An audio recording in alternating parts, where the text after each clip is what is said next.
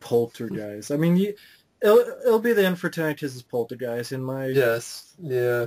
It's Poltergeist. Come on. Fuck. You bought a DVD. You were ready to buy a DVD and you Yeah. didn't because they fucked it up. Yeah. This is the first time when I was exposed to this bullshit. They had the chance and they blew it. Exactly. Spielberg blew it. Me, like a lot of fans of this film, we were following the message boards and things like that, and news from Warner Brothers that there's a 2-disc. They're gonna have interviews and commentaries and features and yeah, awesome. It's good. Remastered. It's a good movie. Great. Popular film. Had 2 sequels. It's 25th anniversary edition. Yes. Film people remember to this day. Yes. That they want to remake. Another remake. Well, not another remake, but I mean... They're doing a remake. What? Go ahead. And then I'm excited and everything, and so then I stopped checking the website because I'm like, okay, I want to surprise. I want to be surprised. It's going to be awesome. And you did? Oh, yeah, I was You got surprised. So this is one of the first times I saved up my own money after doing yard work and things like that so I could buy the Poltergeist DVD when it came out. And you were surprised. Go to the store and and I grab it. I'm not even looking at it. Just grab it. I'm ready to buy it live. And I look at it. Special anniversary edition or whatever. Yeah, I'm looking at the cover. I'm like, come on, it's special anniversary edition. All right, cool. I didn't even look at the back until I'm waiting in line, and I look on the back, and then I just jaw drops and just the feeling of just pit in your stomach, just emptiness, hollow emptiness, empty feeling. Just reading the back, and then being like, "Is this is this a typo? This ain't got shit. Is this a misprint? There ain't shit here." And so then, then it was just like, wow, I was stunned, I was shocked, I was in disbelief, and then I ended up taking the DVD, put it back, and then walked out of the store, punched someone in the face. I said, fuck this. Ran home. Tore his room apart. Tore his shirt off like Martin Sheen. Apocalypse Now. Said, fuck this. Fuck Spielberg. I wasn't, but I didn't know I know. That part yet. Go ahead. I was just like, Warner Brothers, you assholes. Yeah. Then comes greatest sci-fi movies never made book. I know people say you can't believe it. This stuff sounds really legitimate to me. Then I hear about the behind the scenes in Night Skies. Spielberg being an ass with that. With Rick Baker doing effects work for him. And Spielberg loving it. And really into this project in Night Skies, which I wanted to see that movie. Honestly, I would have rather seen that movie than E.T., which is like a Close Encounters movie, but like a horror film.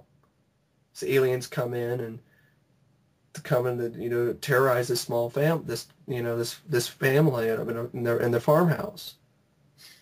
Yeah. And I'm just like, Rick Baker doing the effects. This could have been epic. Yeah.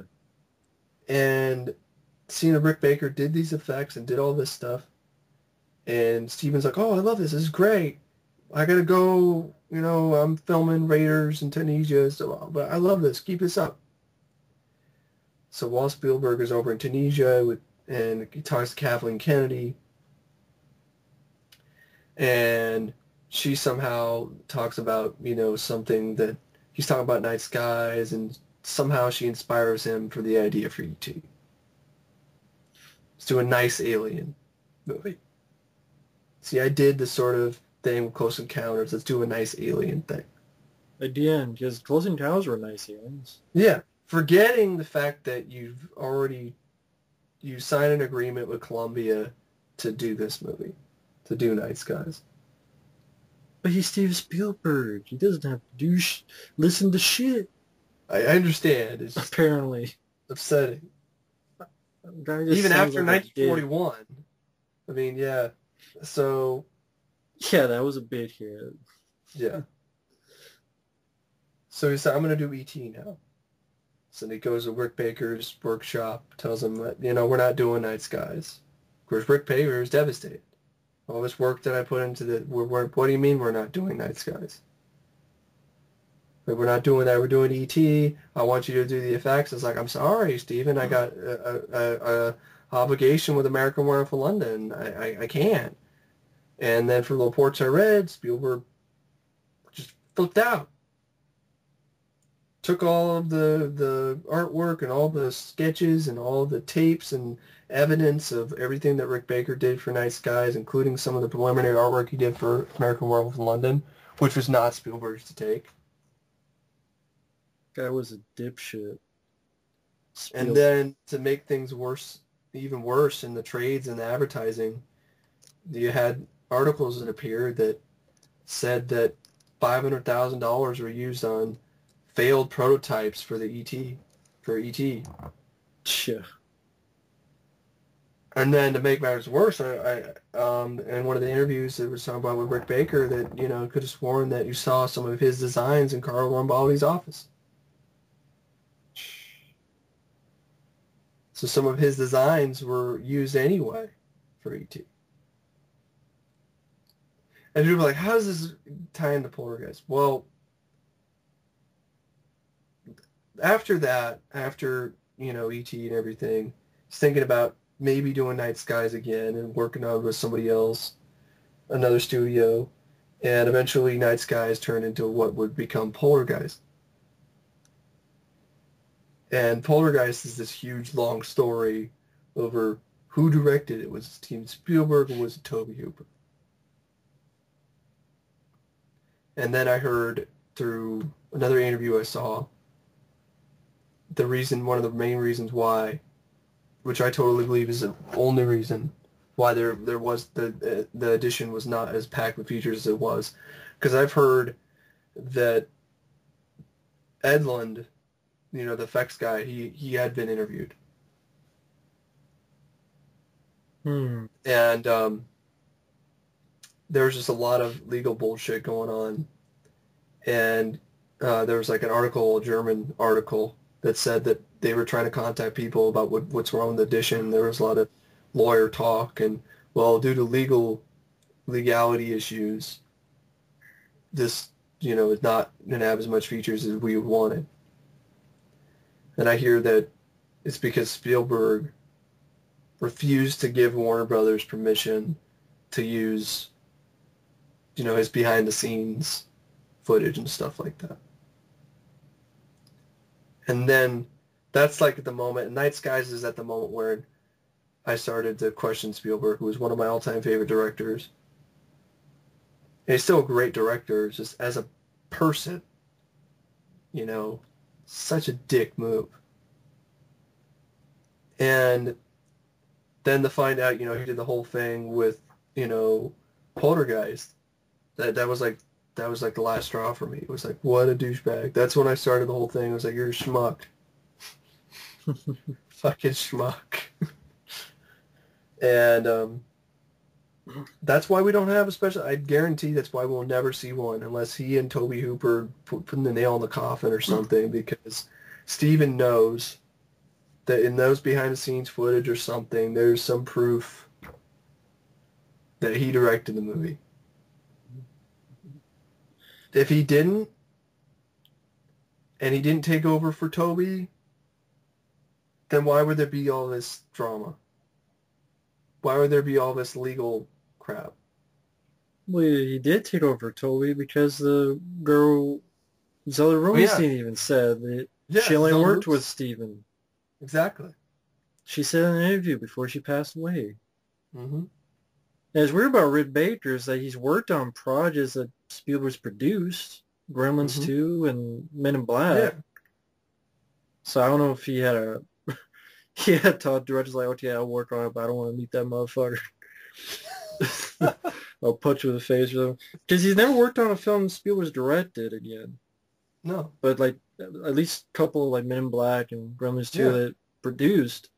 I mean, it was one of those deals that at the end is like, okay, I'll work with the director, but don't let me see Spielberg. I'll kick him in the face. But, yeah, only reason is to be someone to hide. That's the only reason it'd be. Because otherwise, why not just say it straight out then? If there's nothing to hide, just say it. The only time you're secretive is when you got someone to hide. Bring out your lawyers, army of lawyers. That's to make you look bad. So, and then the whole thing where even after the movie was finished, like Toby had to take Spielberg to court because his name was in huge letters on the trailer. Spielberg's name was huge letters. Spielberg's names, and so Toby would be like, "Hey, it's like I'm not even directing this movie. Like what?" And then Spielberg had to apologize. He hated that. The ego. Totally. It's a shot at the ego. It's like having to apologize, I'm sure. And they're trying to say in the stuff in the articles I read that, Craig T. Nelson didn't want to do it. These people did. I think they did. Well, then put the fucking True Hollywood story on there at least. I think they already... Honestly, my opinion, I think all that stuff was shot. They were shot. Then Spielberg and his lawyers came in and then put an end to it. So fuck you. So maybe they heard, they saw the footage. Oh my God, they're telling things. Well, I mean, at least get a deal to get the True Hollywood stuff and stuff on there. Like what they were going to do MGM with that failed prototype box set that some people actually got a hold of. I don't know how. Because if it's... I don't know. Did they really make it up, or did that really happen? Where they just make it up? It actually is real. I swear to God, I saw footage of that on YouTube. Oh wow. They don't release it, but what does people say no to that too? That had nothing to do with being bad mouthed. I mean, possibly. I just don't know. I don't know anymore. It's just one of those things with Spielberg. And then I read more stuff that he had the original guy who wrote the novelization fired because he said, "Man, this stuff with the tornado is stupid. So how dare you?" What tornado? There was a tornado in Poltergeist? Yeah, remember? Oh yeah. The tree. He thought the whole tree scene in the tornado was stupid. It was dumb. And it was just a personal note to his editor. And somehow I got that's to Spielberg. Well, I mean, because Megan Fox looks like the reason they say on the Megan Fox looked different. Which that stuff is on YouTube actually. That Blu-ray thing. Yeah.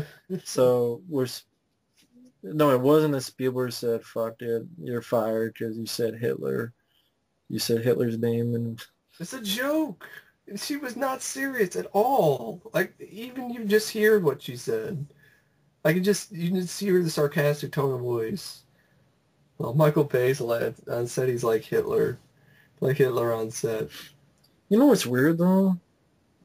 You think about a lot of films Spielberg produced.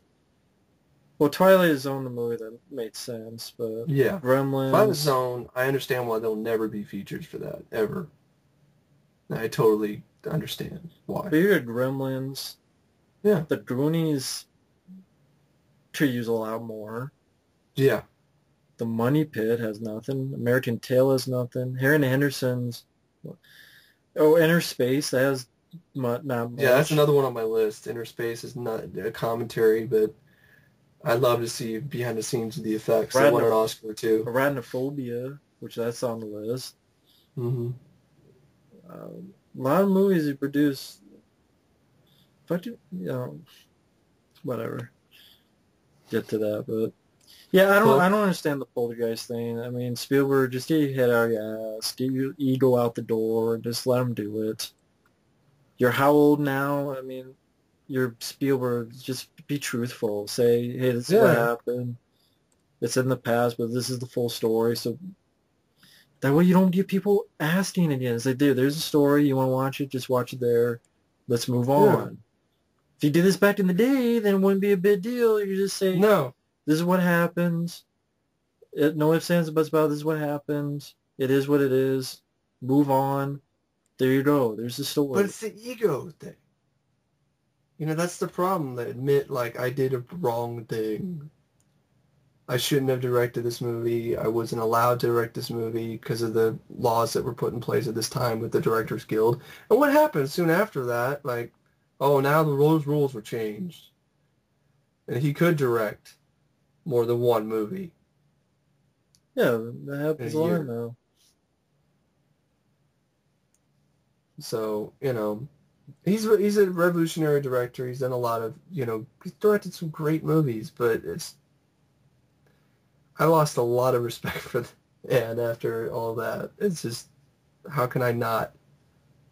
No, I don't blame you. I did too. Like, you don't have the truth. It's like, you don't have the proof. I have the proof. Well, it's because Spielberg and his lawyers just put a kibosh on it. Like George Lucas.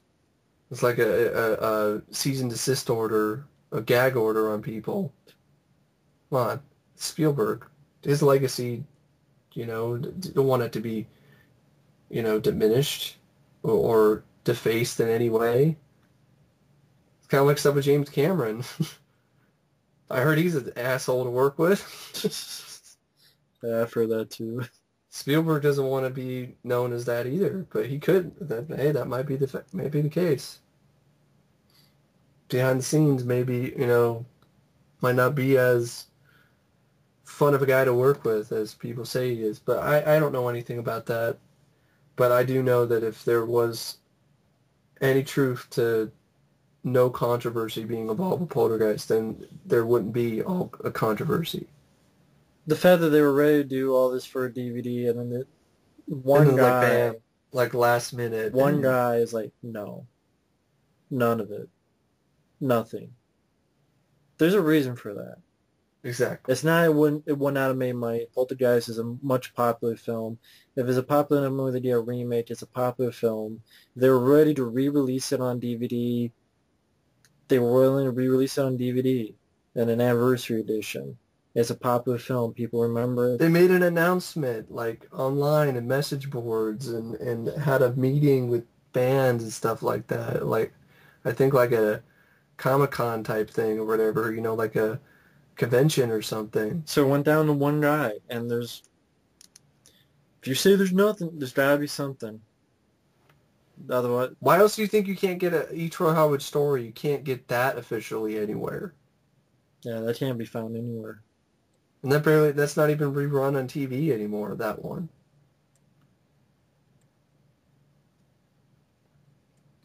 So, it's not really, I don't think it's preposterous conspiracy theories. There's just too much shit that adds up.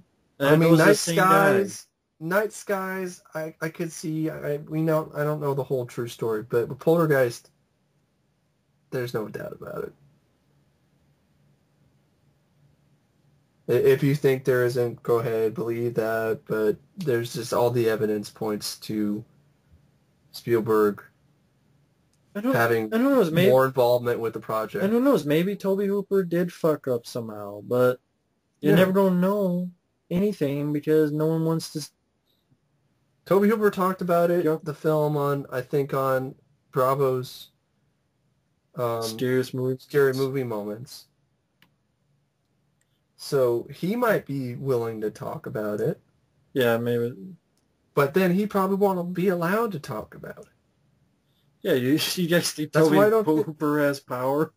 That's why I'm thinking nobody was allowed to talk about it. I'm surprised that E. True Hollywood story even came to be. Because they didn't talk about him. Yeah. Did they? Did you see him once? Oh, I've seen it. But you said that Zelda Rubinstein thing. That's the one. That was an interview on Ain't Cool News or something. Oh, it was Ain't Cool News. Okay. No, they didn't talk. That was on Ain't Cool News as Zelda Rubinstein. I don't think they talked about him. I haven't seen it in years. Yeah, but I mean, I think I saw it once, and I don't remember them talking about it, so that's probably why it got released. And then they're like, no, just in case.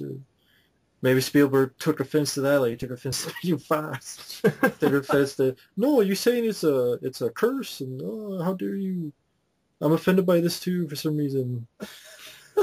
So I'm just imagining Spielberg just being offended by the dumbest things all the time. Just doing like these, there's just this paper trail of legal bullshit that he's gag orders and on people maybe and I shit, offended by firing someone. people and Maybe I offended by some where people were gremlins. That's why no new DVD. Some were gremlins offended me. Zach Galligan offended me because he said something. So I killed his career. It's his fault. See, Zach Galligan, I know he's a good actor, but he don't let him work. Gremlins 2, he said something. And then he went behind the back of Lionsgate. Said, no, you cannot let Wes work. 1 and 2. You can't let Zach Galligan talk Because he might say something. He pissed me off one day because he did something, and I told him no, and he wasn't my slave for the day, so I was mad about that. So I talked to Lionsgate. They said, no, just cancel that deal. Do what's that one? Oh, what's that on the shelf? The Wraith. They'll do that instead. Anyway, that's it. It all points back to Spielberg. It's all Transformers, Gremlins, Poltergeist. He's the reason why the Autobots are in front and center too, folks. So yeah, don't believe us. Listen to the writers on Transformers 2 commentary. They say it blatant right off the. They say it right there, plain as day. Surprised that we're gag ordered there. Well, Transformers 3, no commentary. Well, yeah, there you go. Transformers 3, there's no commentary track after that. I could just believe Spielberg just listening. Let me listen to the commentary track. No, he probably listened to it on DVD. Yeah. Or, no, someone told him, and so he's like, "Oh, really? Okay, Transformers 3, no commentary track." Guess what? There's no commentary track. And Michael Bay, when you talk about Megan Fox, you're gonna lie, or you're fired.